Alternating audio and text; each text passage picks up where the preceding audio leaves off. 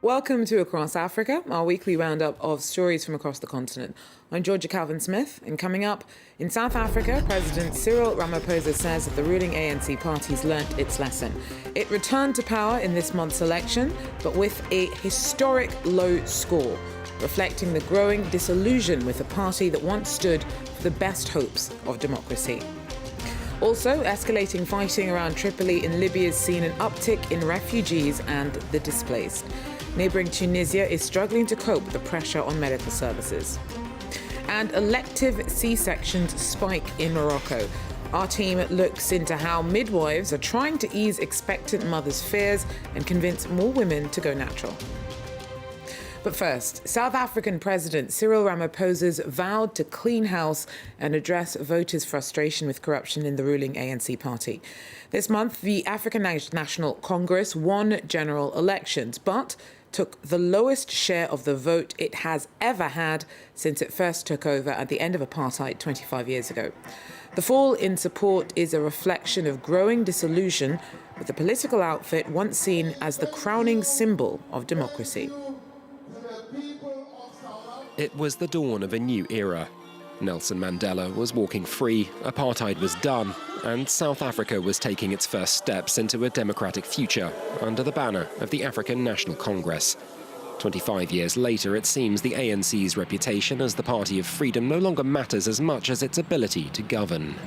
We're experiencing poverty, we don't have jobs, those kind of things, So I'm hoping that they'd give us jobs, stop corruption, which is the main concern of South Africa. Changing amenities and distribution of resources evenly throughout the country. I feel like South Africa should be a better place. At the national level, the figures are clear, showing a net loss in support at every ballot from a peak of nearly 70% in 2004. At the local level, the losses are starker, with the ANC losing out majorly in its last two elections, the most recent its worst ever result since the end of minority rule. South Africans were becoming fed up not just with a party seen as mired in corruption, but its boss too. Jacob Zuma followed in both Mandela's and predecessor Thabo Mbeki's shoes, and spectacularly failed to live up to the role. His 9 years in power were marked by repeated scandals over abuse of power and a huge economic slowdown. We've had upheavals of the Zuma years. We've had multiple commissions of inquiry. In came Cyril Ramaphosa, December 2017, and immediately we saw this phenomenon of Ramaphoria. Ecstatic reconsideration of attitudes towards the ANC, and people thought this is a new ANC. It was a matter of the ANC seeking to regain its shine. However, much of the damage had already been done. Unemployment remained persistent at 27%, along with sky-high crime rates and rampant inequality. And that's before voters had to take the fractious nature of the ANC into account. They are really going to take a leap of faith, trusting that Ramaphosa will be able to not just control his ANC, but stay in the leadership of this ANC and not pull the ANC back into the old predominant ways of doing malfeasance, corruption, dishonesty, lack of accountability. A host of other political parties have arisen in recent years too, chief among them the Democratic Alliance and the Economic Freedom Fighters, run by Zuma's own former protege and one-time ANC youth wing leader Julius Malema. With young voters making up some 20% of the electorate, it seems likely newer challengers are only going to siphon more of the ballot away from the ANC in future, as they look elsewhere for solutions to their problems. Escalating battling in Libya around Tripoli is having a knock-on effect in neighbouring Tunisia. Since 2011, it has tried to position itself as a mediator between different Libyan political forces and has taken in many refugees and displaced Libyans. But that is coming at an increasing cost. Our correspondents report. Libyans regularly seek out private medical care in Tunisia. Clinics there are often better equipped than those back home. Recently, Tunisian medical centers have seen a spike in the number of combat-injured Libyans seeking treatment. More than 40 people have come to this clinic over the last fortnight. The patients are victims of war. They were hit with shrapnel from firearms. We normally admit them after having their condition stabilized in Libya. It's young people who are fighting. They don't have experience, so we see cases with wounds, really very serious ones. The latest flare-up of violence has led to a month-long battle for Libya's capital.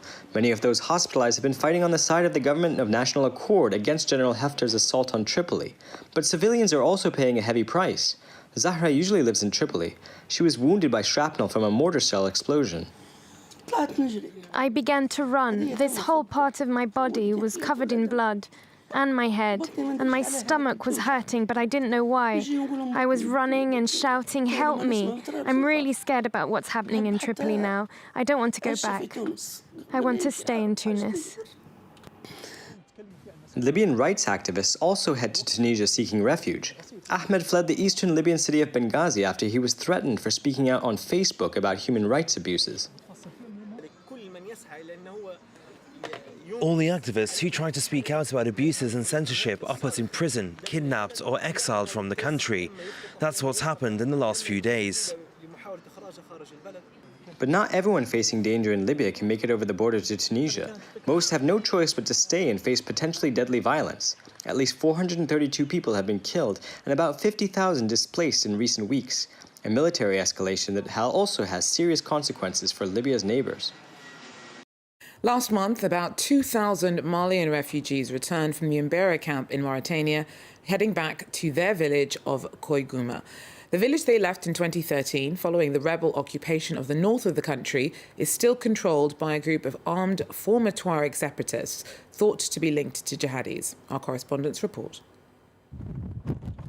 To reach the village of Koiguma, you have to pass a checkpoint of the armed HCUA group. Its members, former rebels and jihadis, began an offensive in 2012 to claim the north of Mali as the independent state of Azawad, triggering a military intervention when women and children fled. The HCUA remained, even after signing the 2015 peace deal. Before the intervention, rebels imposed strict Sharia law, and the village chief became a judge. Even now, he's a member of the Timbuktu Interim Authority. The signing of the 2015 peace agreement between the pro-government rebels, the rebel coalition, and the government was the turning point paving the way for our return here. 20 days after signing, the rebel coalition set up its first bases here and in Foita to protect the local population. The former rebels, accused of having links to jihadis, still hold sway here and fly their own flag rather than the Malian one. The pro-HCUA returnees still call the region Azawad, the separatist rebel name for northern Mali. We stayed here during the events of 2012 until the French and Malian intervention in January 2013 when we left for Mauritania. The Malian army has a reputation for brutality, especially since there was the conflict with Ansar Dine, the jihadist group. So we were afraid of possible retaliation. 2,000 refugees have returned, but still lack basic necessities. Water is scarce, and there's no phone coverage. The state, still barely present, is gradually returning. I don't think that these people, despite having lived through the crisis period in the north and having played certain roles, I don't think that today they still have the same intentions as before they left, or that they're in the same frame of mind. All parties hope that the area has broken its ties with jihadis, and that the refugees' return will have a stabilizing effect on the region. Morocco is scaling back on the number of elective caesareans paid for by the National Health Service. Officials say it's an unreasonable expense if the operation isn't medically necessary. Private doctors are pushing back as midwives work on making sure mothers are better informed about all of their options. In this prenatal class, these future parents are learning to manage the pain during childbirth. The class represents growing fears over unnecessary caesarean sections recommended by doctors in Morocco. Civil servants warn that 66% of deliveries in the private sector are by caesarean section, a rate far beyond the 15% recommended by the World Health Organization. Caesareans are sometimes planned by women who fear the pain of childbirth or want to keep to a schedule. It's true that we have a lot more C-sections and that they often seem abusive because they are not necessary. There's no medical recommendation to do it.